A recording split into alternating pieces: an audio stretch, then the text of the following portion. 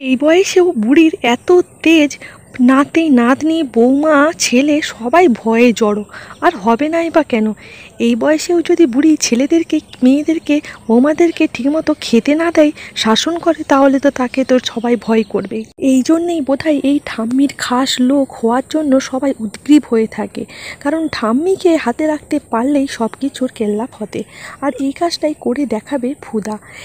এইদিকে তার শ্বশুরবাড়ি যাওয়ার আগেই শ্বশুরবাড়িতে শত্রু যেয়ে হাজির হয়ে যায়। শত্রু বলছে সে শত্রু নয়, সতীনের সমান শত্রু। তার থেকে তো বড় জ্বালা আর কেউ নেই। ফেজ বারবার তাকে দূরে সরিয়ে দেয়, কিন্তু সে বারবার এসে ফেজকে চাপটে চাপটে ধরে, বলে এখন তোমার একজন বন্ধুর দরকার, যার কাছে তুমি মনের কথা শেয়ার করতে পারবে। আর সেই রকম বন্ধু আমি ছাড়া কেউ হবে বলে তো মনে হয় না। তাই বারবার আসে আর জড়িয়ে জাপটিয়ে ধরতে থাকে। বারবার ফেজ দূর করে দেয়, কিন্তু কথা তো শোনে না। ভীমন বলে তোমাকে আমি এত সহজে ছাড়বো না, কারণ বাগে পেলে কেউ কি আর ছেড়ে দেয়? ফুদা পিছন দিক থেকে এসে তার স্বামী তেজকে দেখতে পেলেও দেখতে পায় না ভীমনকে। জিজ্ঞাসা করে আপনি কার সাথে কথা বলছিলেন? যখন কোনো কথাই উত্তর দেয় না ফেজ, বলে তোমার এত কিছু না জানলেও চলবে।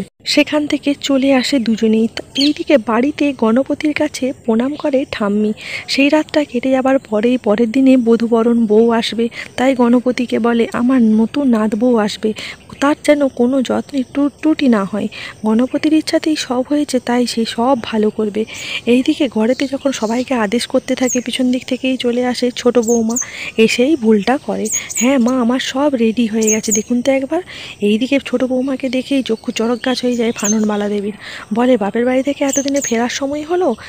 তো ছোটো বউ যদিও জানায় তার বাবা খুবই অসুস্থ, দাদা বৌদি বাড়িতে ছিল না, সেই কারণেই তাকে থাকতে হয়েছিল।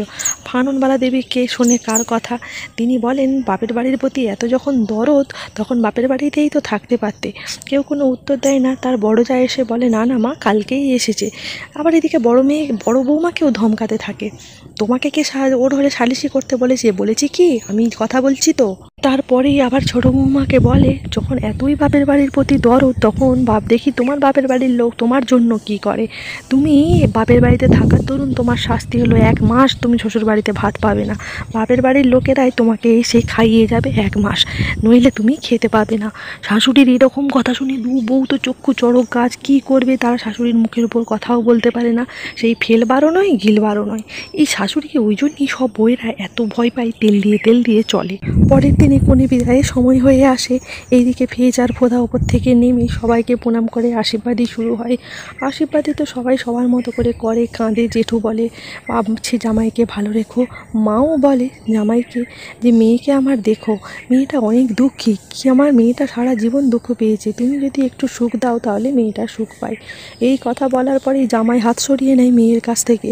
আর মা বুঝতে পারে কিছু একটা প্রবলেম হচ্ছে, কিন্তু জেঠিমা সেখান থেকে মাকে নিয়ে চলে যায়। তাই ব্যাপারটি ধামাচাপা পড়ে যায়। জেঠিমা মনে মনে ভাবতে থাকে আশীর্বাদের সময় আশীর্বাদ আর কি করব, আপদটা বিদেয় হচ্ছে, তাও আবার ফুসমল্লিক বাড়ির বউ হয়ে। পাড়ার লোকেরা আমাদের দিকে আর মুখ তুলে তাকাতে পারবে না, সাপে বর হয়েছে বরঞ্চ। এইসব মোটামুটি শেষ হলেও আবার বচসা শুরু হয়ে যায় ঠাম্মির সাথে জেঠিমা আর মায়ের। কারণ ফুদা কনকাঞ্জলি দিতে চায় না, কিন্তু জেঠিমা বলে এটা তো নিয়ম, করতেই হবে, কোনো কথা না বলে এটা কর। মা তারপর ঠাম্মি সবাই মিলে বলে যে না না, কনকাঞ্জলি দেওয়ার দরকার নেই, ফুদা আমাদের জন্য অনেক করেছে, ওই মেয়েকে আর কি কনকাঞ্জলি দিয়ে বিদায় করব। এইদিকে আবার জেল থেকে ছাড়া পায় কাতলা গুন্ডা, সে তো রেগে ফোঁস করতে থাকে।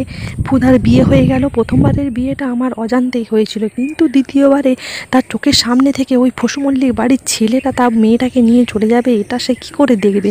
এর থেকে তো তার মরণ হওয়াই ভালো ছিল। রেগে সে বলে যে ওই ফসুমল্লিক বাড়ির ছেলের জন্য জেল খাটতে হয়েছে তাকে কোনো দিন ছাড়বে না, তার বদলা নিয়েই ছাড়বে।